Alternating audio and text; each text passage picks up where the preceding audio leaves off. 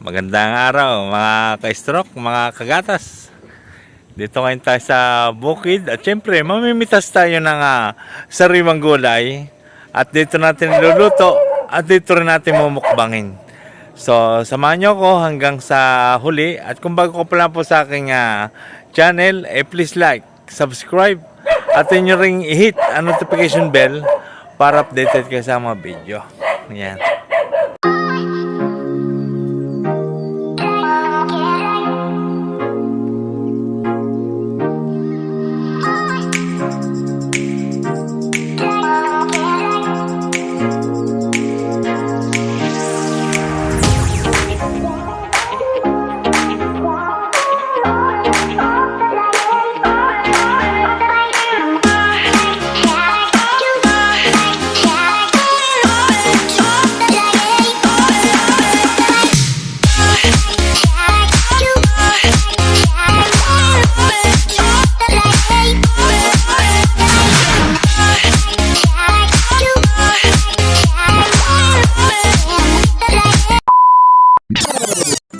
Ito ang Antonio's Farm.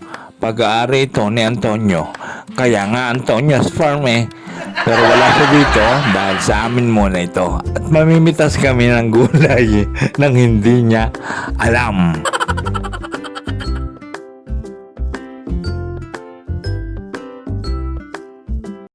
Mamimitas tayo ng sayote.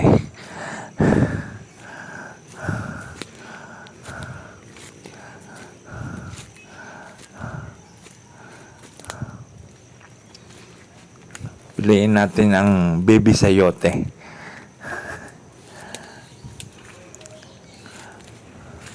Mas maliit, mas masarap. Ayan, pitasin natin para hindi nito makalaki pa. Manamis-namis kasi pag sariwa ang sayote. Ano bang benefits na makukuha natin dito sa sayote? Syempre, nagpapaganda ng daloy ng dugo. So, ito na guys, yung sayote na ninakaw natin. Pinitas pala natin. Ayan, ihanda na natin ang mga sangkap ng tinola. At syempre, meron din tayong manok na ubod ng tigas, frozen. Ayan, at saka meron din tayong luya, sibuyas, at syempre mga bawang. Maraming mga ingredients. Masarap magluto dito sa bukid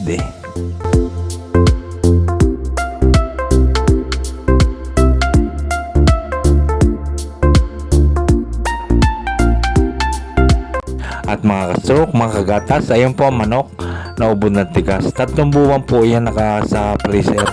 At kanina umaga po namin yan nilabas hanggang ngayon matigas pa.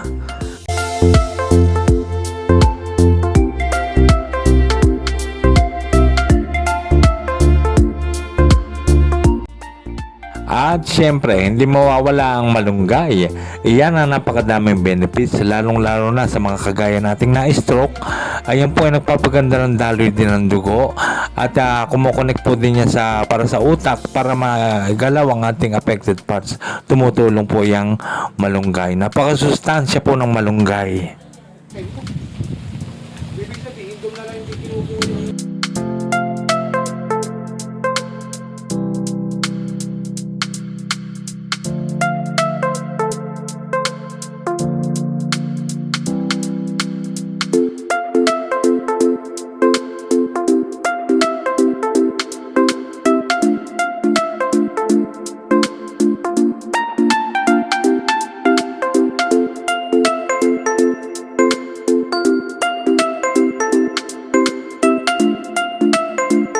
Bali, nakalimutan namin magdala ng mantika, kaya ang ginawa namin ay yung mantika na lamang ng balat ng manok, pagmamantikain natin siya.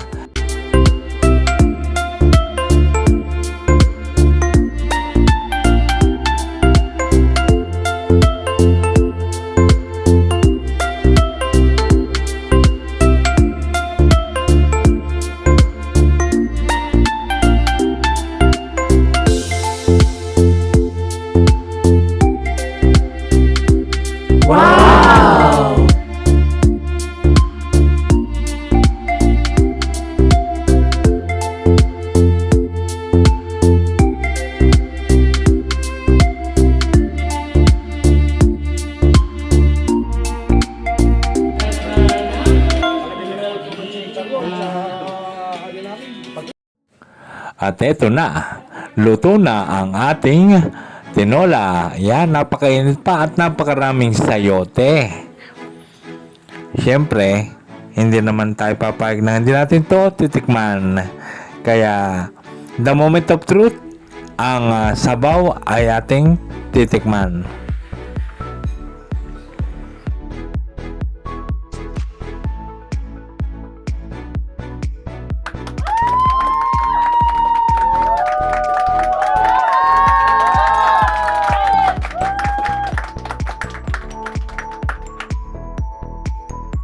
So, kain na po. Ayan.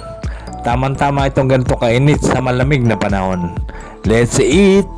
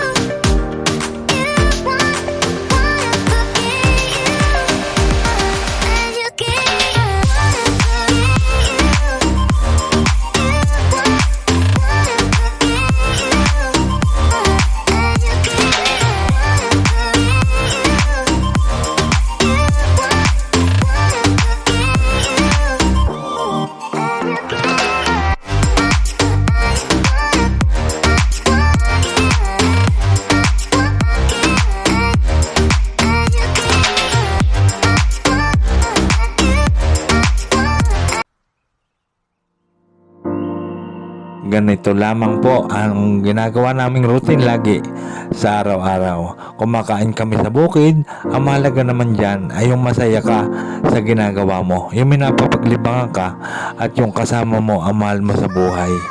Napakasaya po ng pagkaramdam noon. Basta lagi nating isipin, gagaling, lalakas at titigas. Maraming salamat po.